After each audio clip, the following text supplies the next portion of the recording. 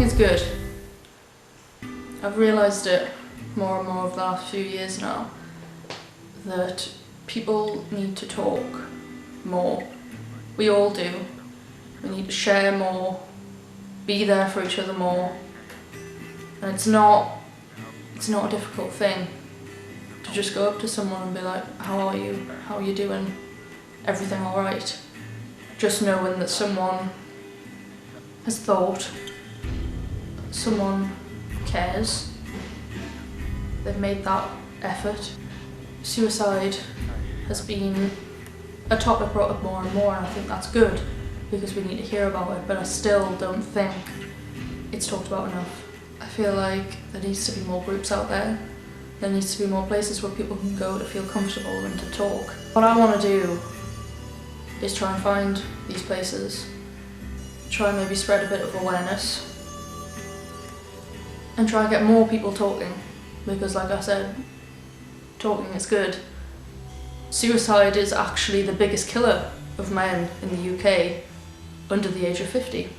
The biggest killer, more than anything else. And if I could just help one person by doing this, if they watched this and said, oh, I didn't realise there were places out there, that other people were going through the same thing, and now I'm gonna try and speak and I'm gonna talk to someone about it, then that would be the most amazing thing. So I'm gonna take you on this journey with me and see where it takes me, where I go and who I find, and hopefully this will get more people talking, which needs to happen. So today's the day that I'm going to start looking and searching. Like I say, I don't see where it's going to take me, but I'm hoping to find some places and hopefully get in touch with some people that I can maybe chat to about suicide awareness and suicide prevention. So let's go. You can be quiet when I'm ringing people. Yeah, I don't think so. Let's get this started.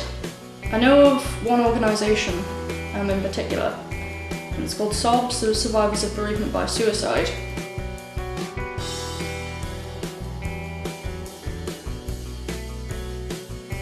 Just grabbed my phone because I've looked up the numbers from SOBS on here, and there's one which is over in Cumbria, so I'm going to try and give them a ring now and see if I get any response. Right. There's actually two groups there. It's two guys that run those groups actually. They said that they were really busy this week, I feel bad, but they said they were really busy, but they said they could take some time to chat with me.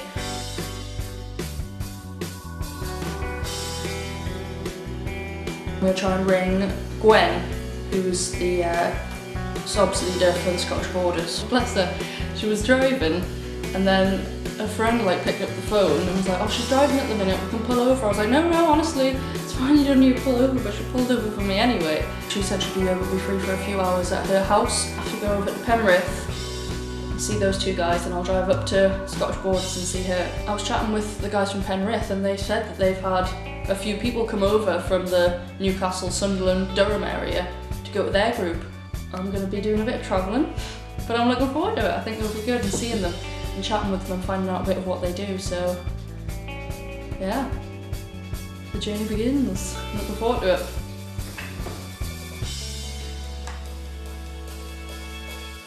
I've just got up. It'll probably look awful, I apologise, but today's the day that I'm going to go and see the guys in Penrith. So I think it's about 2 hours, should take me about 2 hours if I don't get lost anywhere. I'm just going to get up and ready to go.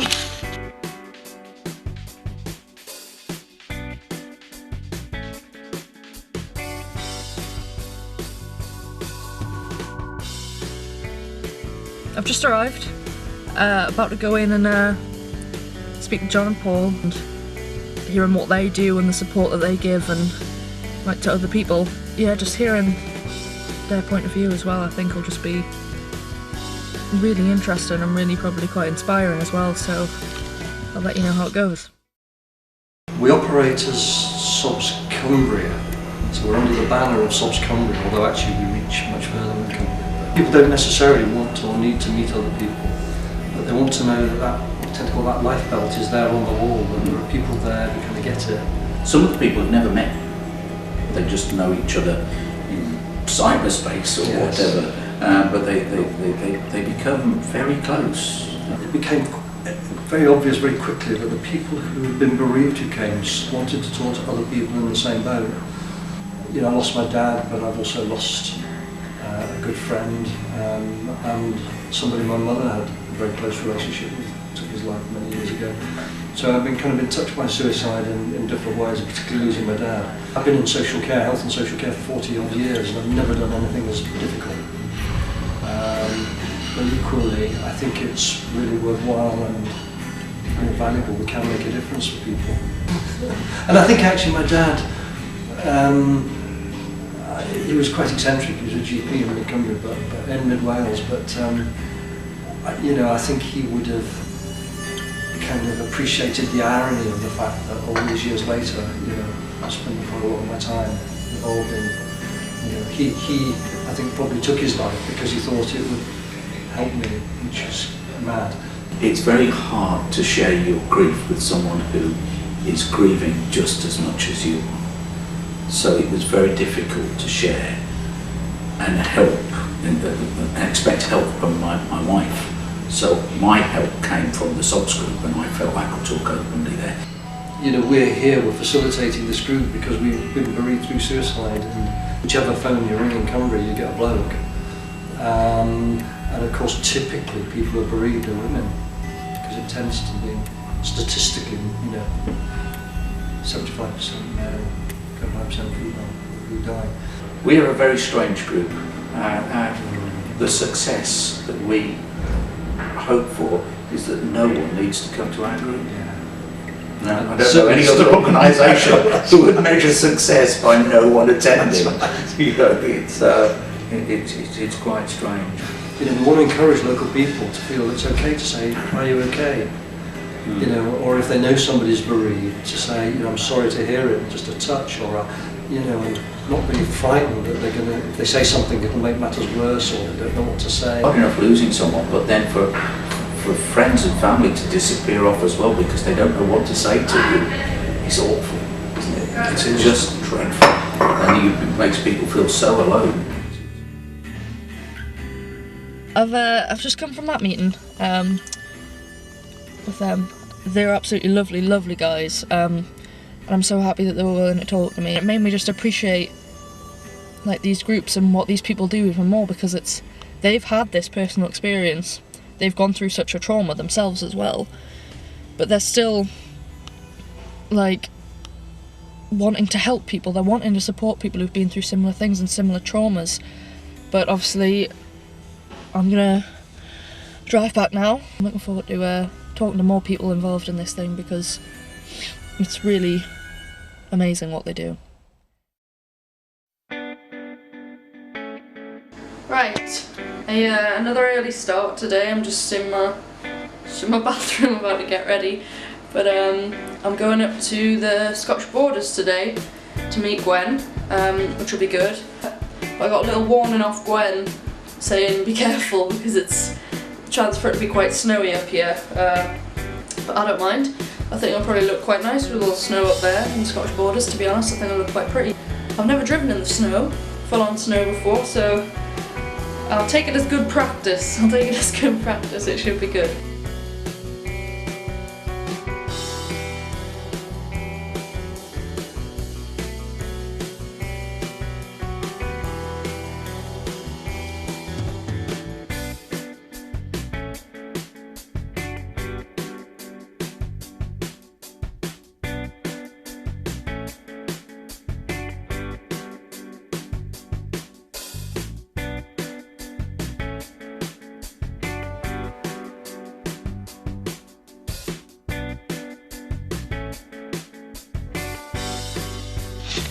Right, I'm finally here in the Scottish borders. I got a little lost on the way, I'm not gonna lie. I went 18 miles too far past where Gwen lives, so I finally got here.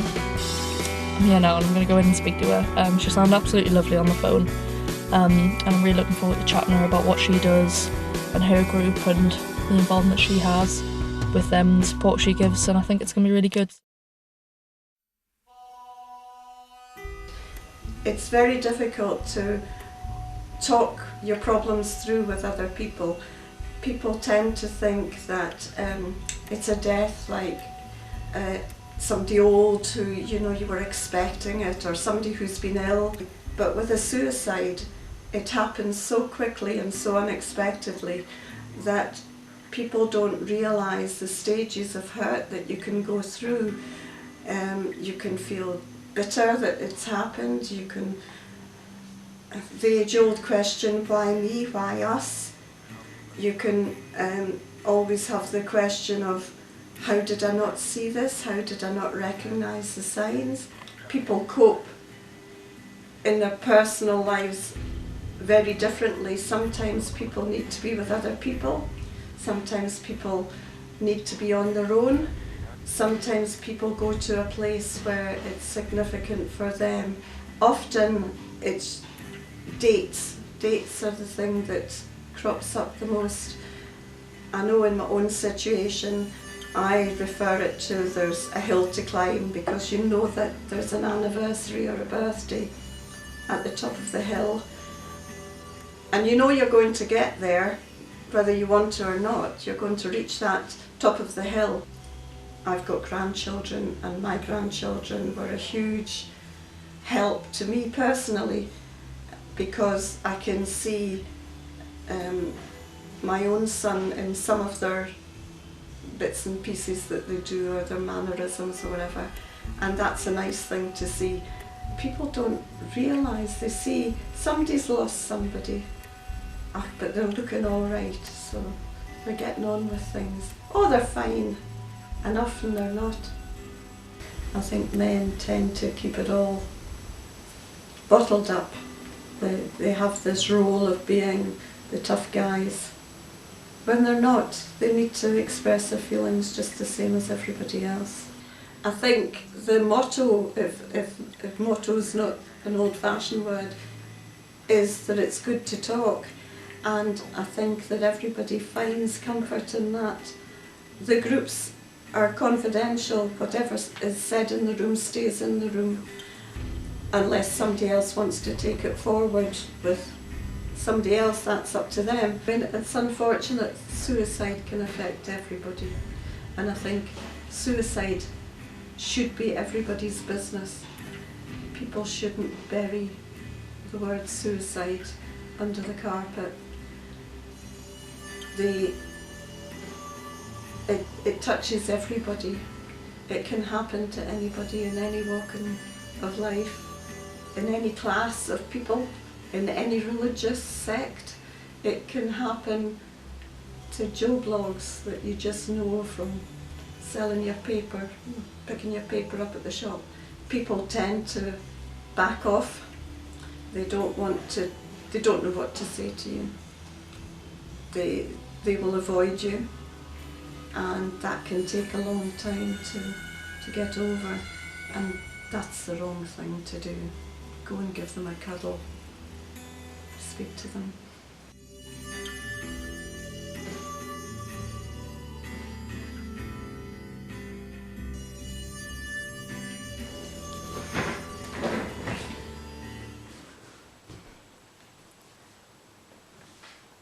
I feel like, because I've done this, and I've met a few amazing people, and they've been willing to talk to me so openly about what they do and their experiences, that it's only right that I share with you my story.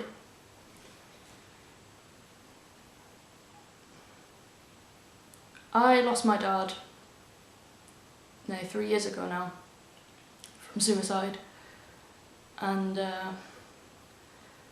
it's turned my world upside down completely. It was a shock, to say the least.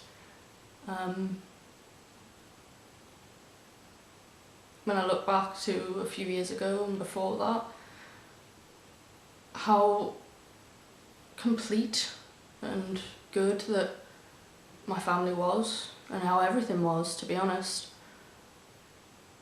To then have something like that happen just completely, like I said, turned my world upside down. I love my dad. He was one of the most amazing people that you could hope to meet. The most amazing dad. And I struggle every day thinking that he's not here, and he's not going to be here for the important moments in my life. And I try not to think about it. I try and stop myself thinking about it because I just don't want to. But I feel like doing this has made me realise that I need to think about it, I need to talk about it. And more people do about their own experiences. Doing this has really helped me. I'm hoping it's helped others, but it's also helped me.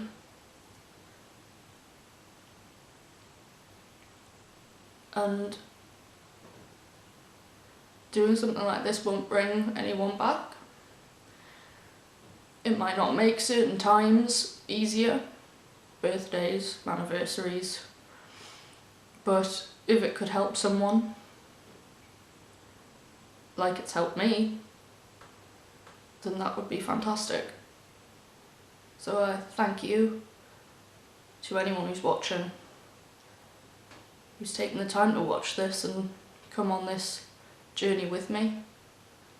I hope it might have helped someone in some way, because something needs to be done about this.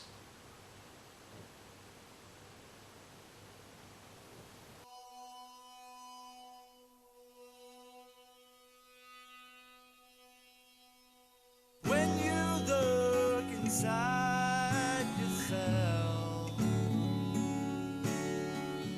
do you like what you've become? Does the mirror